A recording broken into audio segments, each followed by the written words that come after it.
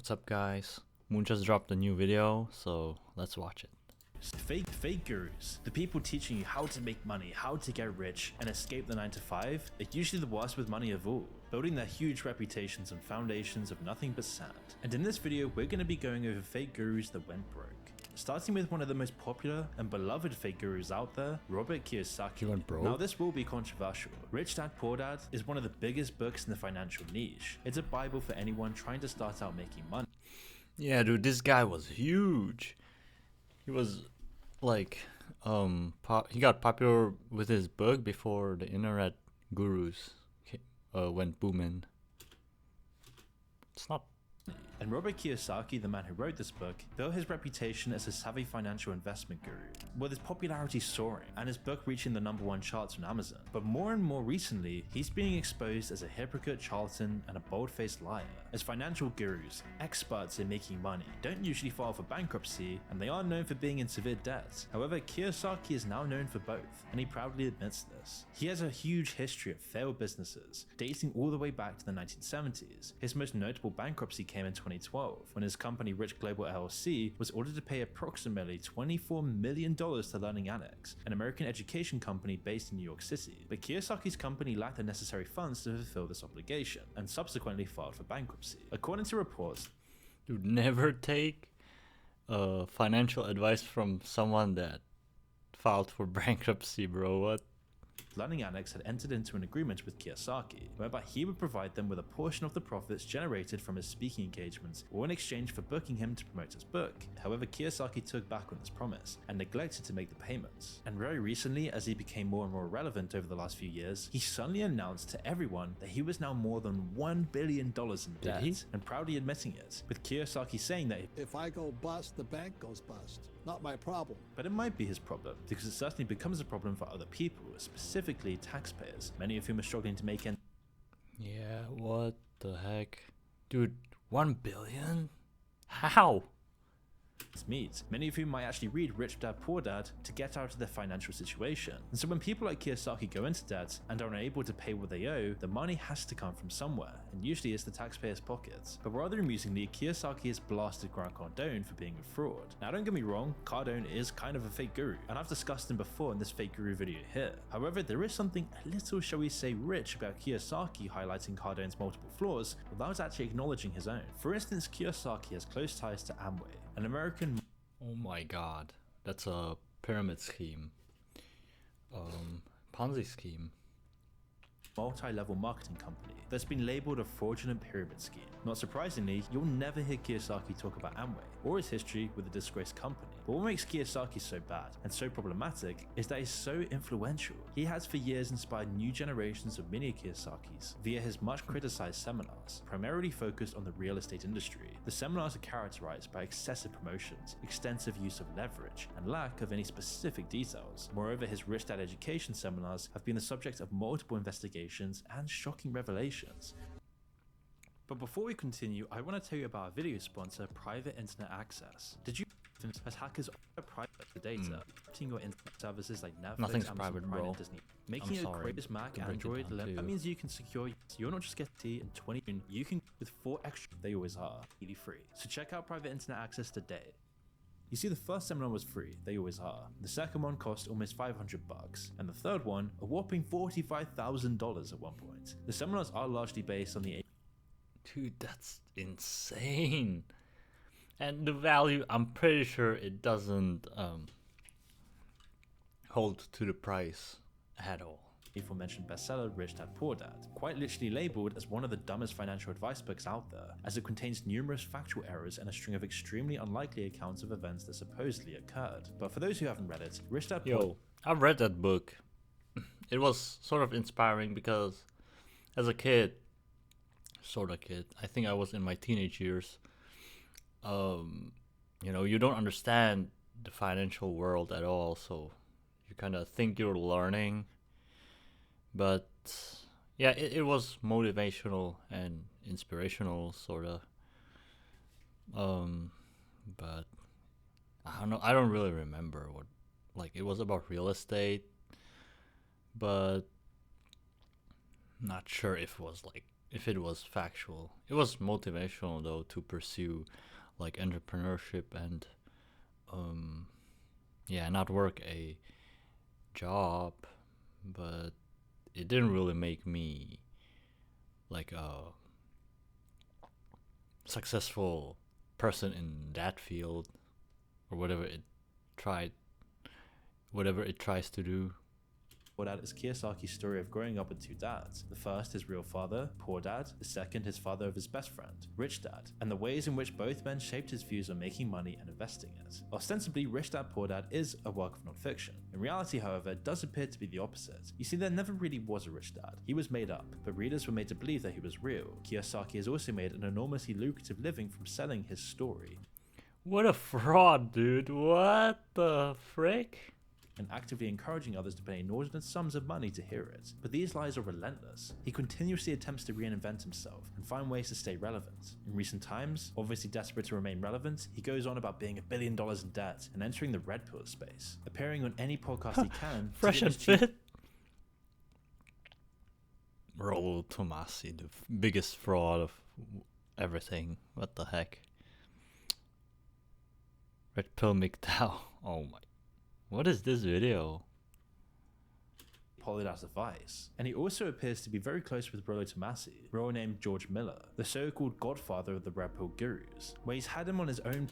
This guy's such a fraud. I despise him with every fiber of my being. Like, such a fraud. Don't listen to this guy ever. He's a hooked nose, by the way. Podcast, Rich Dad Podcast, many times, with the two men even collaborating to pump dubious crypto projects together. And who are the most likely to invest in crypto? Young, lonely men who have been trodden on by society and the red pill, many of whom find themselves in financial dire straits, who are told that women only want money, which makes them particularly receptive to the red pill. Another Jew here on the screen with Kiyosaki. Did I say the word? Oh, Kiyosaki message. But for Kiyosaki, now 76 years of age, entering the red pill sphere just seems like such a low-level move to make. He is in many ways the grift that keeps on grifting. But another grifter that deserves close attention is a nauseating individual by the name of Kevin David. Dude, I've heard the story about this guy. Such a fraud as well. It's ridiculous. Known online as the unemployed CEO, David is known for offering entrepreneurial courses to thousands. And he was also copyright striking people that were making content about him, like on YouTube. Supposedly inspired individuals. Threatening he and shot to stuff. prominence primarily by encouraging individuals to leave their 9-to-5 grind and follow him down the path of financial freedom. However, it later became clear that the path was in fact a dead end, and that he built his online presence by using fake followers, deceptive titles, and paid promotions. Like every other scammer, Kevin utilized his own unique methods for luring in unsuspecting victims. In his case, he strategically targeted social media platforms and tailored his content to capture. You know what is good to do? Know which people are frauds, or like when you see some guru or some internet personality associate with the people that you know that are frauds, just like not take them as seriously anymore. Or why would you take anyone on the internet seriously after all? Always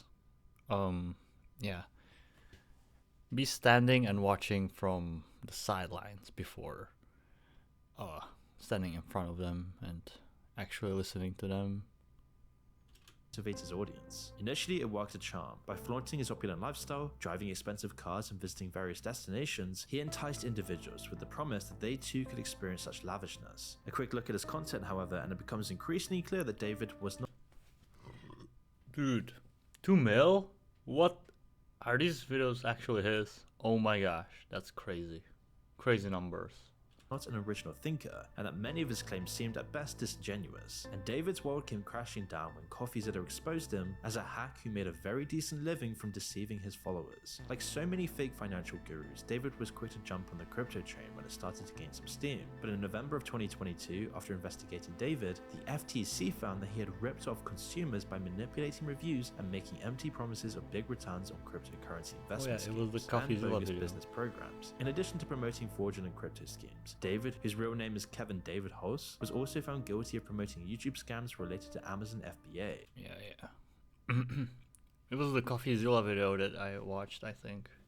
David promoted his e-commerce scheme as the only investment everyone on the planet should make. According to the FTC, David and his company DK Automation made multiple claims about the supposed huge profits consumers could make with their programs, using testimonials that did not reflect the experience of any consumer. Moreover, in many cases, the company manipulated online reviews by falsifying positive reviews and flagging negative reviews that resulted in their removal. Oh, and the company agreed to provide refunds to consumers on the condition that they remove their complaints. David, a real low-life scumbag, was fined $2.6 million. Initially, he was ordered to pay $53 million, but the order was partially suspended due to his inability to pay. In other words, the cash-making guru is out of cash, and now that the world knows this, and all the lies that he has sold, he will never orchestrate a successful scam again. But one cannot discuss fake gurus without discussing. Oh my god. Oh my god. What is up with this guy? I know that he's such a scammer. I used to watch his videos and actually take him as a legit rich person, but then his advice, I don't know, his advice started being weird and bad and useless, and everything he was doing looked so fraudulent, inauthentic, that I just had to dissociate. I don't know what was the breaking point, but yeah, there was a period of time where I kind of trusted this guy. Dude, but yeah, you can just look at him and know that he's a fraud.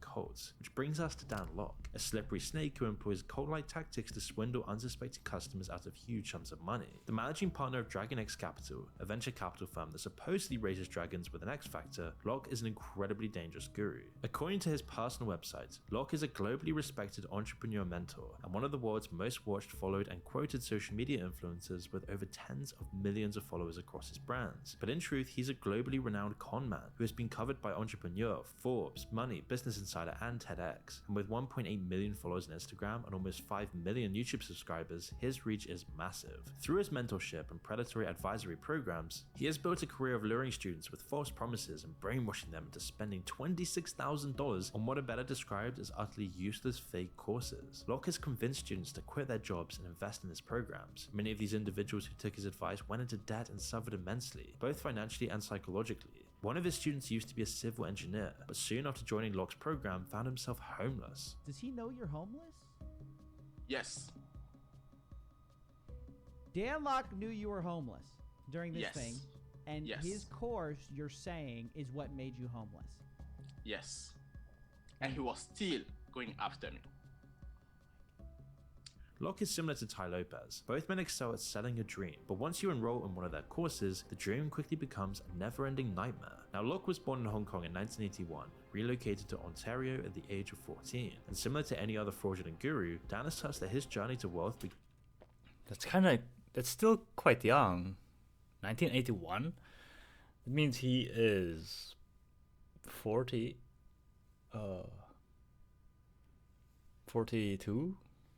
Is that right?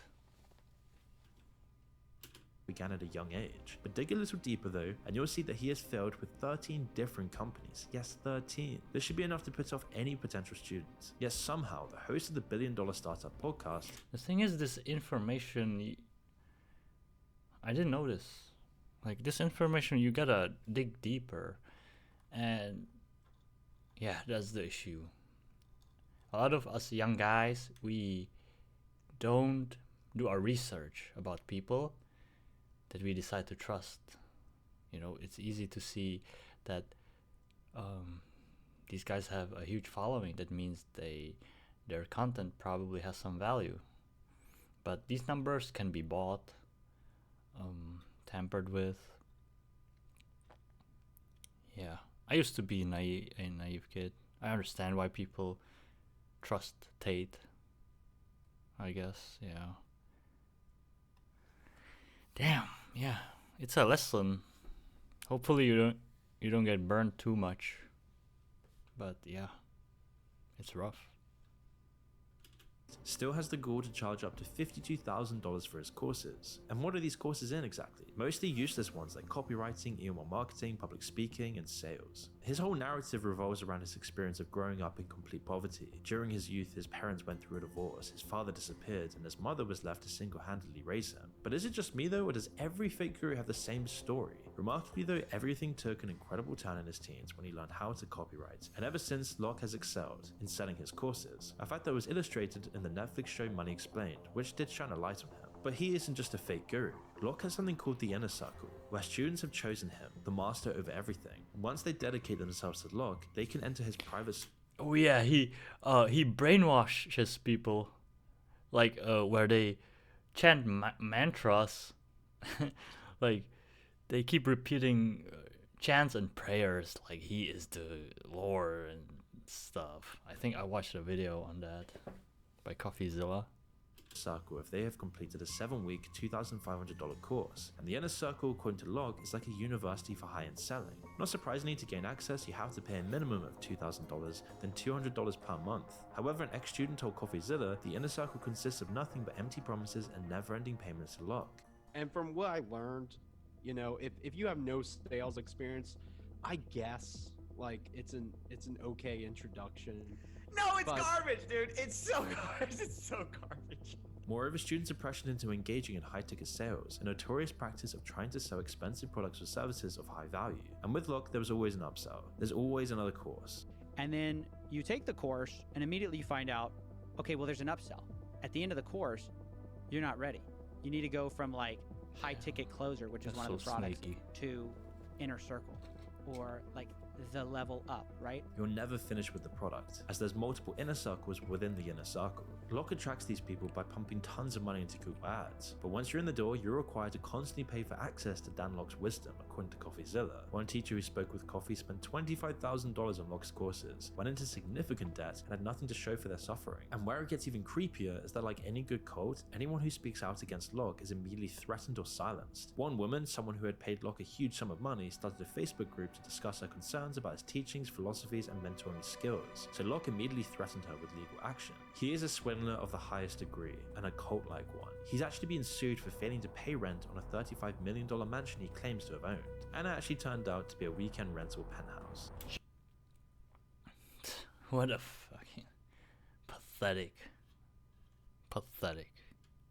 Just yesterday, we got a report in the Vancouver Sun saying entrepreneur sued for alleged failure to pay rent on West Vancouver home.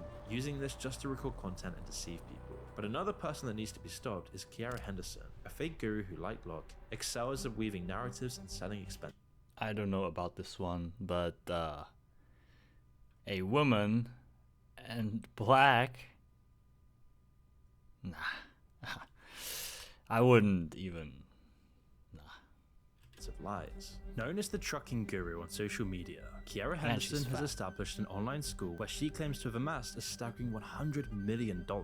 How? Well, by teaching her students how to earn 7-figure incomes in the trucking sector. She promises to show you how to leverage the supposedly recession-proof industry. But considering the trucking industry is dying, especially with the rise of AI, and appears to have been dying for quite some time now, Henderson's claim certainly raises eyebrows. How can this woman be so wise, so knowing, so influential, and so rich? Well, on closer inspection, Henderson's big promises conflict with objective reality. On TikTok, you'll find numerous videos discussing her scams and dishonesty. As the YouTuber Spencer Cornelia points out in his video, I guess, it appeals, like it looks appealing to the black community.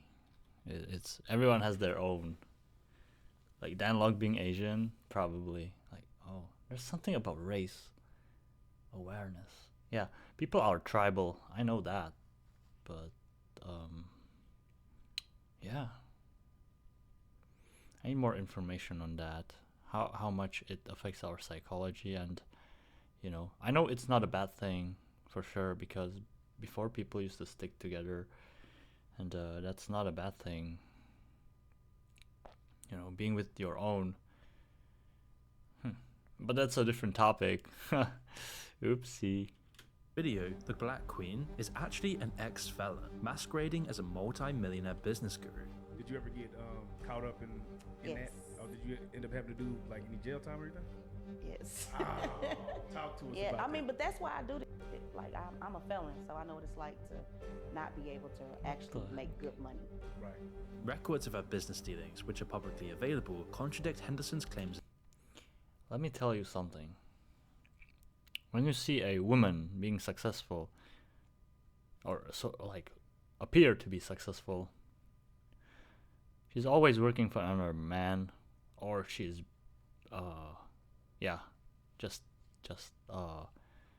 in the spotlight for another man. Women are not, yeah, women are not like men. They are built different psychologically and mentally, so they are not built to lead anything to you know, or maybe like they can, but I don't know, am I talking out of my butt?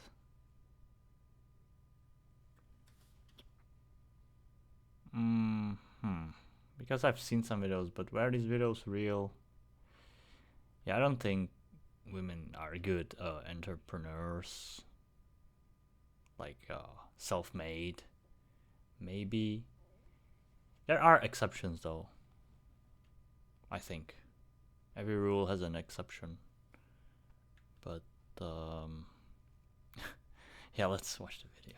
Entirely, and although she did establish an LLC called Capital Choice Trucking, it ceased operations on the 7th of February 2023 and only had a mere 4 registered drivers, whereas she claims to have more than 80 drivers. TTG Logistics, another LLC established by her, seems to still be operational, although it lacks the necessary authorization to actually function. Moreover, it only employs 3 drivers, meaning that it more than likely operates with a maximum of 3 It's trucks. good to be skeptical. On the other hand, TIOGA Brothers Freight, the third company, doesn't possess any trucks or drivers at all. 0. There's actually no evidence in the public records to suggest that she owns more than 140 trucks, even if her Instagram bio would have you believe otherwise. At most, as the public records show, she owns a handful. Also, if she is as successful as she claims to be, someone who was on the record saying that she regularly makes tens of thousands of dollars in a week. That is so disgusting. This disingenuity. Like, you keep lying to people, like, you know, going on these podcasts, acting as if you're something while you know you are lying in people's faces. That's just so disgusting. Week, then why would she have been evicted? Not once, not twice, but 3 times. In Fort Worth, Texas, specifically in Tarrant County Court, Henderson was previously evicted from her apartment in 2017, and subsequently in 2018, she encountered another eviction from a different apartment. According to the fake guru's misfortune, she was once again evicted from a 3rd apartment. Henderson didn't attend college. In fact, as she openly admits, she didn't even graduate high school. Yet she was shrewd enough to craft this rags to riches narrative and offer courses that she stole from another guru, according to Spencer, and to teach students, some of which include dancers and drug dealers, ways to make millions in the trucking industry. In truth, she's taught really nothing, but she's taken a lot of money. In fact, last year an ex-student actually sued Henderson for stealing a huge sum of money from them, which was discussed in Spencer's video. Initially, they paid $2,500 just to get her attention, and soon after they received a call from a guy named Frank, asking if they wanted to buy a truck worth $40,000 from Henderson. They said yes, they did, and wired the con artist the cash. They waited over a year for the truck to arrive, but it never did. And there's other similar stories of being swindled out of lumps of cash. Now, Henderson claims to have been involved in the trucking industry for over 15 years, and in this time claims to have made tens of millions of dollars. Yet the facts paint a different picture. She's an ex-felon with a history of deceiving honest, unsuspecting victims. She's a charlatan, and her empire may exist in her head, but doesn't actually exist in the real world. But no financial guru is more broke than Anthony Farah. For years, Anthony pitched himself as a watch dealing expert. Up until recently, he also ran a watch dealing university, charging students thousands of dollars to learn from him. He had at least 10 students paying him $35,000 to $50,000, and these students were taught by another student who is on record for saying he has no experience in watches. Of course, this isn't really a university, it's more like Hustler's University. But with Anthony, his students actually learn nothing, and Farah would pocket the money. What is this? What? I don't know about this guy as well. and I will discuss how he spent that money in a minute. But in November of 2023, Anthony was apprehended by FBI agents for his involvement in a fraudulent scheme. The founder of the Timepiece Gentleman, a once highly respected business on Radio Drive, Beverly Hills, with a strong social media presence, stands accused of deceiving his customers and unlawfully acquiring $3 million. According to federal documents, Anthony, age 35, exploited his high-end business by selling clients luxury watches and keeping the profits for himself. The arrest marked a significant turning point for Anthony and his illicit activities, and to compound matters, as he admitted in this video, he is also $5 million in debt. Just living this fake lifestyle, it's eating me alive, he disclosed. You know, it's gotten to where just living this fake lifestyle, this look at me, I'm smart, I'm successful, you know, keeping up the appearances, it's eating me alive. Well, yeah. What are you trying to do? Scamming people and now looking for sympathy? Oh, look, poor me. What? I got a little taste of success and never wanted to forget that feeling. But this success was acquired via an intricate Ponzi-like scheme. You see, according to the FBI, Anthony allegedly established his business in Dallas in 2017 and later expanded to Los Angeles in 2020 with the aim of facilitating transactions between buyers and sellers of high-end timepieces. However, the agency's criminal complaint states that Anthony actually engaged in fraudulent activities by making false promises to customers regarding the sale of their luxury watches in exchange for a commission. The complaint revealed that he would take possession of the watches, have the owner sign an agreement, and then proceed to collect a commission of typically 5% from the sale. The watches involved in these transactions ranged from prestigious brands like Patek Philippe, Rolex, to Richard Mille. And as Anthony's business grew, numerous complaints emerged on platforms such as Reddit and YouTube, accusing him of either disappearing with the watches or failing to pay the agreed amounts. More than 20 clients came forward to speak with investigators, confirming that they had sent money to Anthony for watch purchases or had entrusted them with their timepieces for sale, only to be left unpaid. One victim disclosed that they had consigned 75 watches valued at approximately $3.2 million to Anthony. However, he allegedly paid them a mere fraction of the total value, around just $385,000, and even used some of the watches as collateral for a $300 loan, as stated in court documents. Anthony utilized the embezzled funds and cash from the aforementioned university to sustain an extremely extravagant lifestyle, which reportedly included owning a red Lamborghini, renting an upscale residence in Santa Monica, and indulging in a number of expensive gambling trips to Las That's the dumbest way to like spend your money. Like, these people don't have anything in their heads or what? Vegas, all while soliciting the services of hookers. And he would share this footage of his Hollywood-like lifestyle on social media, building this fake university even more. But it turns out that Anthony actually has a history of run-ins with the law. According to this video, he has 6 DUIs, yes 6, and previously called a black police officer the N-word. For those of you that don't know, Anthony's been to jail before, which people make mistakes, right? Except he has 6 DUIs. Anthony Ferrer is also racist. In a police report, he called a black police officer the N-word. And now today, he's facing up to 20 years in federal prison. If Anthony looks down and checks his watch, he will see that his time is up. The man who went from having it all finds himself with nothing. Just one more guy in the fake guru industrial complex. Damn. Yeah, dude. Gotta look out for these rats, man. Samsung began in 1930. Oh, yeah, cool video. Wow, dude, be careful who you trust, man. Thanks for watching. I don't want to have this video too long, so yeah, thanks for watching. See ya. Please sub.